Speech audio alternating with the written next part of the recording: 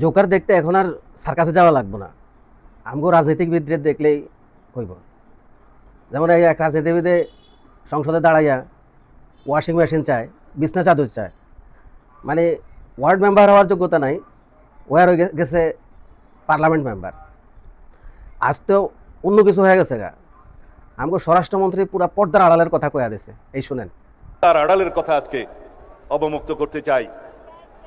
আমি, আমার নেতা জনাব তারেক রহমান, দুজনেই আমরা নির্বাসিত ছিলাম। আল্লাহর কি মহিমা, যদি আমরা নির্বাসিত না থাকতাম হয়তো এই জুলাইয়ের মতো একটা অভ্যুত্থান সফলভাবে সমাপ্ত করা সম্ভব হতো না।